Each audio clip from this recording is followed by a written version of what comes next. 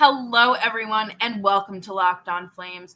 The Calgary Flames did drop the Battle of Alberta in a 3-2 loss, but we have to talk about it and some more tweaks and possible improvements that need to be made before these two teams meet again on today's episode of Locked On Flames. You're Locked On Flames, your daily podcast on the Calgary Flames. Part of the Locked On Podcast Network, your team every day.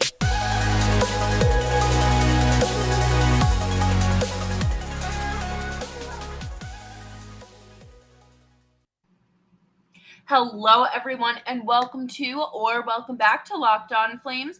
I'm your host, Jess Belmosto, and thank you so much for tuning in. Today, we are going to recap the 3-2 loss to the Edmonton Oilers and kind of talk about Markstrom and also parts of the offense. But before we do dive into that, please remember to subscribe to Locked On Flames wherever you get your podcasts. We are available on every podcasting platform and of course on YouTube as well. So thanks for hanging out with us wherever you're tuning in. I think we should just jump right into it because we have a lot to get into. My takeaways from the first period start off on a very high note. I will say that things started off on a very positive note for the Flames. The pace of play was great. The shot attempts, the quality of shots, I thought the goaltending looked great. I absolutely loved what we were seeing from the Flames. I would say probably their best line right now in Kadri, Mangiapane, and Dubé. I thought that was like the best line that they put out there all night. I thought that Noah Hannafin and Rasmus Andersson both looked fantastic. But overall, I think the best player of the first period was Tyler Toffoli. He was going out there. He truly he was owed a goal. I think that he was taking very high quality shots. I thought that one was going to sneak by Stuart Skinner. I thought that, he wasn't afraid to shoot the puck. And Jonathan Huberdeau is, more of a passer. So it makes sense why Toffoli had the puck on his stick as often as he did. Speaking of Huberdeau, at one point, it looked like he got, quote-unquote, injured, like tangled up a little bit in front of the net. I didn't see it like that. I thought that it was just like not a weird collision, but like, I don't know, I watched a replay of it, and it looked like his ankle maybe rolled, but then he missed part of the first period, and when Daryl Sutter was asked about it, turns out he had to go number 2. So thank you so much, Daryl Sutter, for providing me with a solid belly laugh today. But in all seriousness, I do think that Huberdeau, being the kind of player that he is, has given Tyler Toffoli more of the chance to shoot and to generate, obviously, more scoring chances for himself. But what I think we really need to talk about here is the fact that the Flames were able to kill off 2 penalties successfully, obviously. I don't know. I feel like when you give the Oilers man advantage, you're just kind of setting yourself up to fail there. But no, not at all. It turns out that the Flames penalty kill could be successful. And I loved what we saw. They were able to obviously limit the chances the Oilers had to score. And unfortunately, a power play goal did come later in the game. But that, you know what? As long as they were successful a few times, I will take it. It's all right. The power play needs some work, but that's all right. And of course, it was Jacob Markstrom that also stood out to me. People are placing an exorbitant amount of blame on Markstrom, but I think that we need to give him credit where credit is due. I really liked what we saw. There was one goal kind of towards the middle of the first period where he like threw himself on top of the puck, and I think that really did save him in terms of not being squared up for a rebound or one like an unlucky bounce or a lucky bounce for the Oilers. So it's plays like that really stand out, and you have to give him credit, even if you want to say that he didn't make enough saves. And we're going to talk more about him later. We are, I promise. But I just want to say that his first period performance was an absolute standout performance. And it is the former Flame and my friend on LinkedIn. You're not friends on LinkedIn. You're what? It's connections. My connection on LinkedIn, Derek Ryan, slashed Nazem Kadri and sent the Flames to the power play. And this happened like right at the end of the first period. So the Flames were able to start on the power play. Spoiler alert, there was no power play goal for the Flames. But we are going to talk about Michael Backlund's goal coming up here next in just a minute. But I do just want to take a minute to talk about our friends at Bet Online. As always, please remember to gamble responsibly, and there's resources out there for you if you need help. Bet Online is your number one resource for all of your sports betting needs. You can place bets on the World Series. You can place bets on the NHL. You can place bets on the NBA season that is just starting. And heck, why not throw in some Super Bowl odds? You never know. So you can learn more about Bet Online at betonline.net and find all the latest odds, news, and scores at your fingertips on the mobile device or on your computer. And yes, Bet Online, where the game starts. And I appreciate you all for checking out Locked On Flames. You're an absolute blessing, a little angel, if you will. So thank you so much. And remember to follow me on Twitter at Jess Belmosto. The second and third period was obviously where things kind of picked up and unraveled.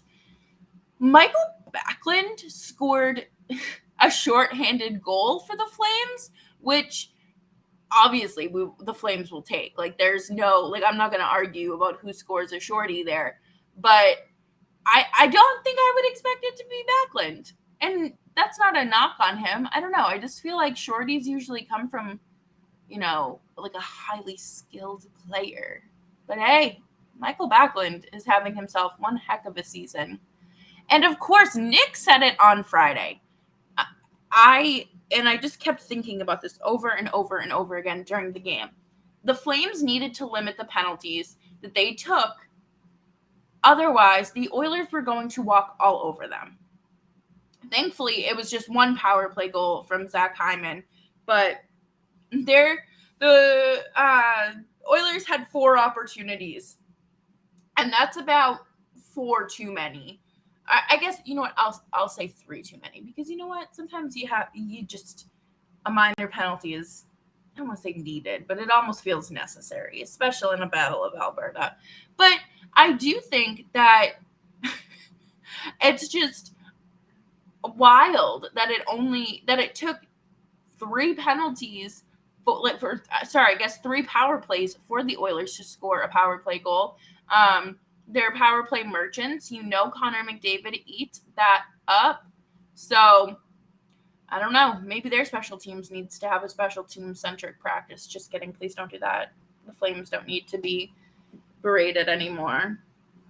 And I have never, ever in my life said a horrible or a negative thing about Brett Ritchie. I would never. I think that Brett Ritchie has found himself again in this Daryl Sutter system, and it's great to see for him.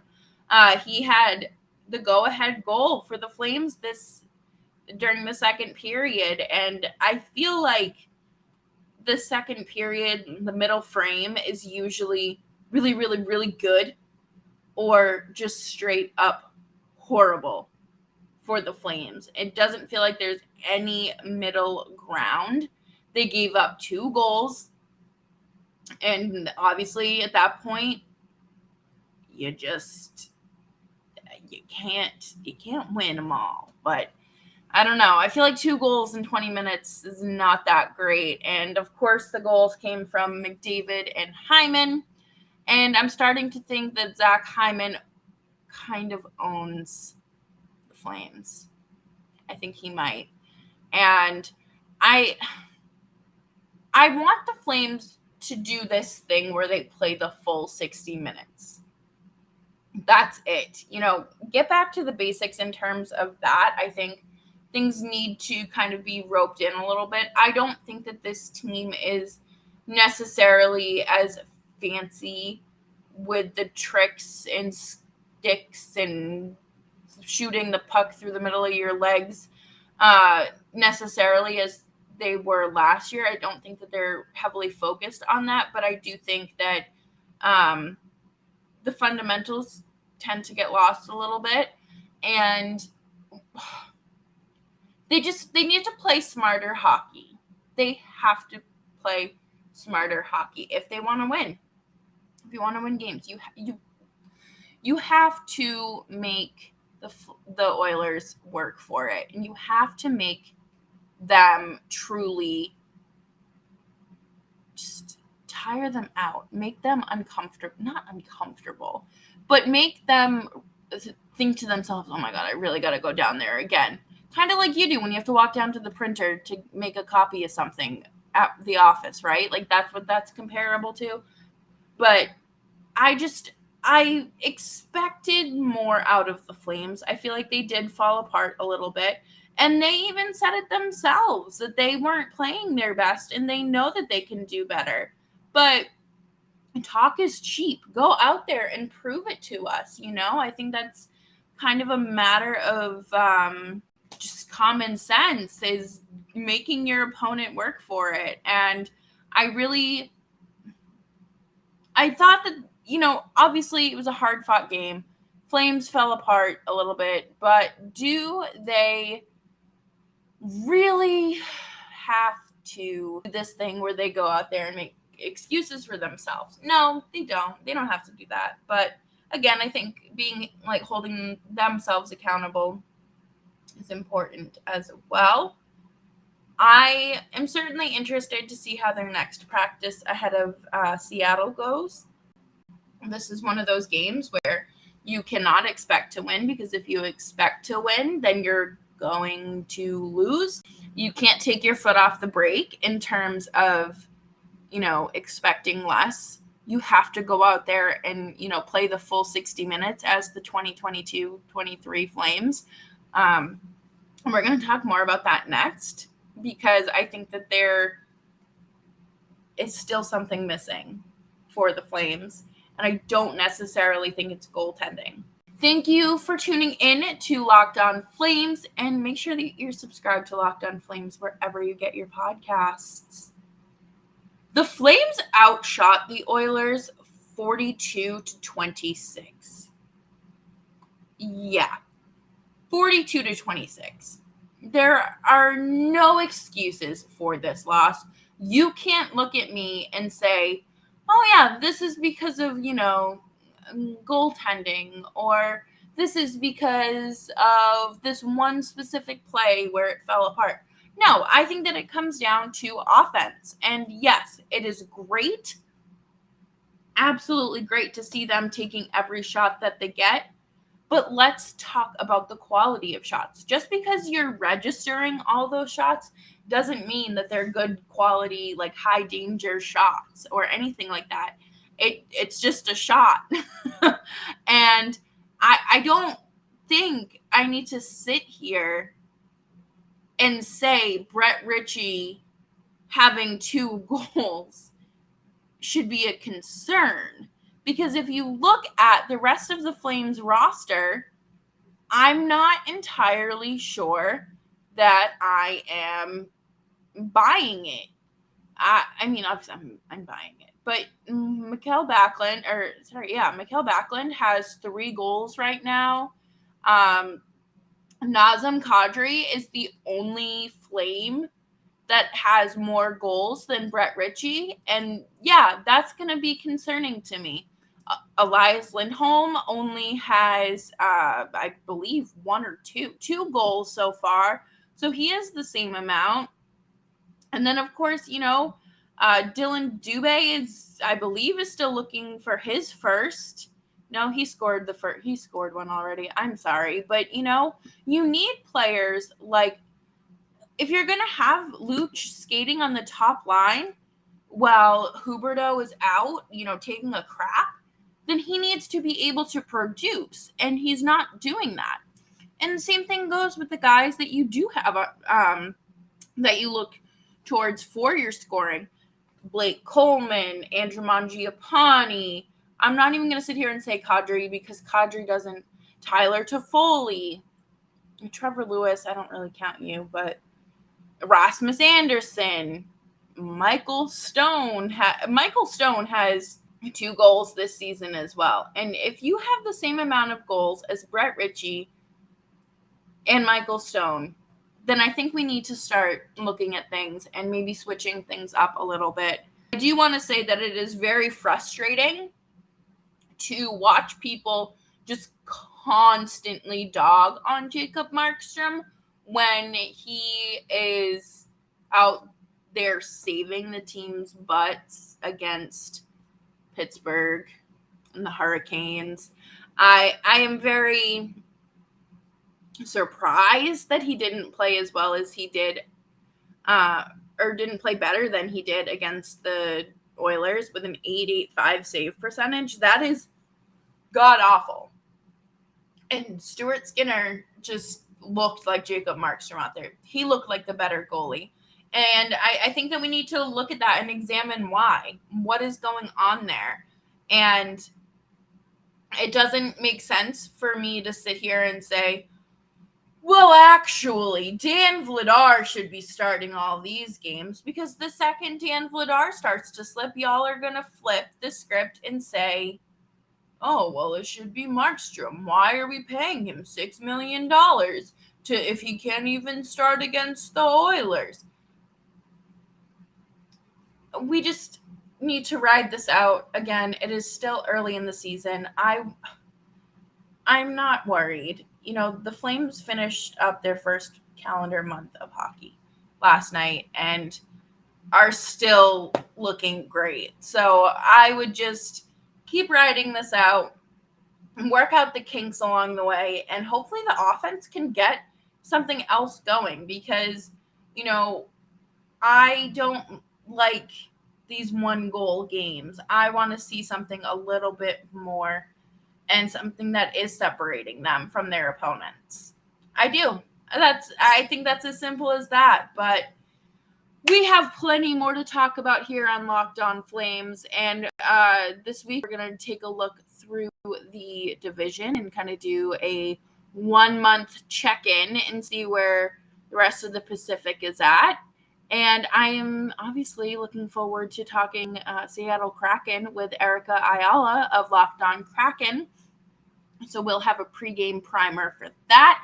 And until then, I will talk to you next time. Have a good one.